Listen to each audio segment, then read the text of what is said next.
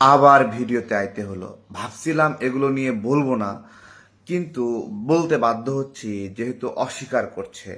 জামাত এমপির বৃক্ষরোপণ কর্মসূচি নিয়ে জামাত কর্মীরা মিথ্যাচারিতা করছে যে না, তিনি গাছ লাগান নাই, এবং বলছে উহারা প্রচার করুক হিংসা বিদ্যা নিন্দাবাদ।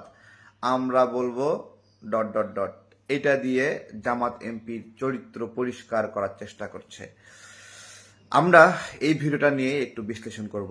প্রথমত, আমার কাছে যে ভিডিওটা এসেছে পুরো 10 মিনিটের, এবং 10 মিনিটের ভিডিও পুরোটাই এখানে আমি দিয়ে দিব। আমি আপনাদেরকে স্পষ্ট করি, তথ্য প্রযুক্তি বিষয়ে যতটুকু বুঝি জানি, ফ্যাক্ট চেকিং বুঝি, আইসিটি ফরেন্সিক বুঝি। প্রথমত, এআই দিয়ে কখনো এরকম লং লেন্থ 10 মিনিটের ভিডিও বানানো সম্ভব না, আনকাট ভিডিও বানানো সম্ভব না। 2 নাম্বার বিষয়, ভিডিওর ব্যাকগ্রাউন্ডে আলো এবং ছায়ার খেলা দেখেন। এআই ভিডিওতে আলো এবং ছায়ার এই খেলাটা হুবহুব নিশ্চিত করা একদমই সম্ভব না।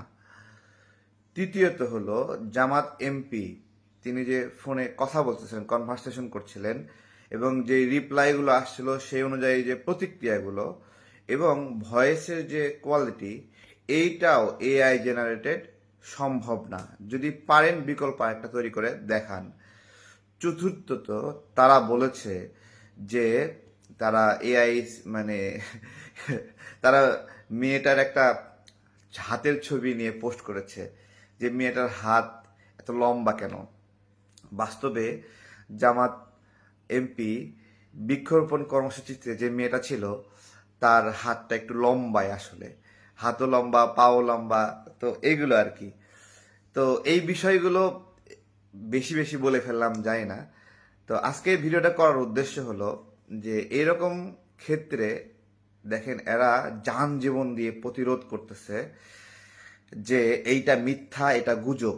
সবচেয়ে গুরুত্বপূর্ণ ঘটনা, সমালোচনা হবেই, এটা বিভিন্ন রাজনৈতিক দলের লোকেরা তারা এরকমের ঘটনায় জড়াবে, এটা স্বাভাবিক। কিন্তু এই যে অস্বীকার করার প্রবণতা, এবং যারা এই ভুলটা ধরবে তাদেরকে জারজ সন্তান বলা হচ্ছে, তাদের বাপ মায়ের পরিচয় নাই, তারা পতিতালয়ে জন্ম, এগুলো মানে যারা একটু ফেসবুকে প্রচার করছে বা একটু বলছে যে জামাত এমপি এই কাজটা কেমনি করলো, এইটুকু বলার কারণে সেই ব্যক্তিকে বলতেছে তোর জন্ম পতিতালয়ে। কিন্তু জামাত এমপি নিজে যে পতিতালয়ে গেছে বা যেখানে গেছে, এইটা সমস্যা না। আপনি বললেন কেন, এই জন্য আপনি এই ডট ডট ডট। তো এগুলো বিষয়।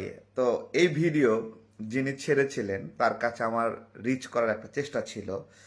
তো তাদের অভিমত যে তারা দয়া করে এই 10 মিনিট প্রচার করেছে, দয়া করেছে।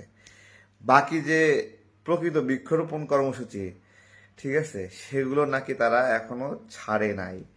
তাহলে এটা হলো একটা বিষয়। বাস্তবে এই ভিডিওটা সম্ভবত 2023 সালের, এবং আরেকটা পক্ষ, জামাত শিবিরের আরেকটা পক্ষ বলতেছে যে এই মহিলাকে জামাতের এই এমপি বিয়ে করেছেন। কিন্তু কিন্তু উইকিপিডিয়ার তথ্য মতে জামাত এমপি, হ্যাঁ, যে স্ত্রী, হ্যাঁ, তার ছবিটা এখানে আমি দিচ্ছি না। তার ছবিটা দিচ্ছি না কারণ তার তো দোষ নাই, তাই না? তো তার বয়স এত অল্প না, ঠিক আছে, তার বয়স এত অল্প না, এবং এইরকম চিকন চাকনও না, ঠিক আছে। তো এই হলো সামগ্রিক বিষয়।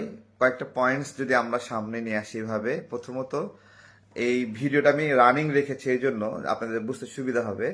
এই ভিডিওটার আলো এবং ছায়ার পার্থক্যগুলো দেখেন, 1 নাম্বার বিষয়, একেবারে স্পষ্ট হয়ে যাবে। দ্বিতীয়ত, এই ভিডিওটার আপনার হলো মুভমেন্টটা দেখেন এবং ভয়েসগুলো শোনেন, এবং ভয়েসগুলো পলিটিক্যাল প্রাসঙ্গিক ভয়েস।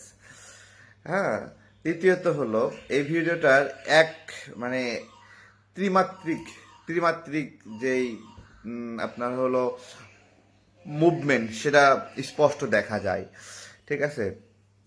চতুর্থত হলো যে এখানে সাবলীল অঙ্গভঙ্গি আছে, পুরোটা ঘটনা মিলে সাবলীল অঙ্গভঙ্গি আছে। আমি কয়েকটা ঘটনা সেম একইভাবে একটু পরিষ্কার করি। বরিশাল মেহেন্দিগঞ্জে জামাতের এক নেতা ধরা পড়েছিল। জামাত শিবির প্রথমে তাকে জামাত শিবিরের কর্মী প্রচার না করে ইমাম পরিচয় প্রচার করার চেষ্টা করেছিল।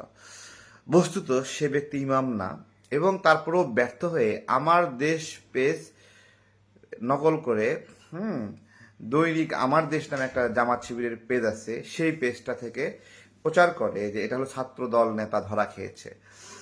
তো সেই ছাত্রদল নেতা ধরা খেয়েছে, ব্যাপক প্রচার হয়। তো আমি ওটা প্রচার করতে বাধ্য হয়েছিলাম যে যখন ওরা গুজব ছড়ানো শুরু করছে যে এটা একটা ইমাম করছে, জামাত শিবির না, যখন ওরা ছাত্রদল নেতার নামে প্রচার করা শুরু করছে, তখন সত্যটা তো টেনে বের করা জরুরি। ফাইট শুরু করলাম, তখন জামাত শিবির আমার উপর সেই হুমকি দিল। ওদের সাথে শত্রুতা শুরু হয়েছিল এই মিথ্যা দিয়ে, মানে ওরা যে মিথ্যা করে এই মিথ্যাটা ঠেকায় দেওয়ার জন্য যে লড়াই শুরু হয়েছিল এখান থেকে। পরবর্তীতে ওরা এটা বললো যে ওইখানে নাকি ওদের কমিটিই নাই। পরবর্তীতে যখন আরো ব্যাপকভাবে প্রকাশ হয়ে গেল, তখন ওরা বরিশাল মেহেন্দিগঞ্জে সেই জামাত নেতাকে বহিষ্কার করলো। ঠিক কয়েকদিন আগে আপনারা দেখেছেন যে আত্মগোপনে যাওয়া এক শিবির নেতা আপনারা দেখেছেন, শিবিরের কেন্দ্রীয় কমিটির আন্তর্জাতিক সম্পাদক নাকি এরকম একটা পদে আছে, স্পষ্ট করে মনে নাই আমার, ওদের বিষয়ে মনে রাখারও জরুরি না। তো তার ক্ষেত্রেও এরকম ভাবে তারা নাটকটা ভালোই সাজিয়েছিল, অজ্ঞান হয়ে গেছে এবং তার যে মুখ বন্ধ হয়ে গেছে, দাঁতে খিল লাগছে, ওইটা আর খোলে না। তো আমাদের কথা বলতে হয় এই জন্য, এদের সাইবার হ্যারাসমেন্ট, সাইবার বুলিংটা এই পর্যায়ে দেখেন, মানুষ একটা ঘটনা ঘটতে পারে, মানুষের প্রেম ভালোবাসা বিভিন্ন রকম হতে পারে, কিন্তু সমালোচনাও তো হবে, তাই না? ঘটনা ঘটলে সমালোচনা হবে না?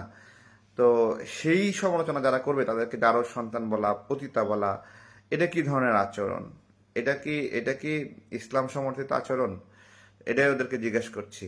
তো পুরোটা ভিডিও দেখাতে গেলে অনেক অনেক বিষয়, কিন্তু এই ভিডিওটা পুরোটা আপনার হলো 10 মিনিটের ভিডিও ছিল। আমি ওটাকে ফাস্ট মোডে দিয়ে ওটাকে স্পিড আপ করে দিচ্ছি, যাতে করে 7 মিনিটের সাথে এটা মিলে যায়। ভালো থাকবেন, আসসালামু আলাইকুম।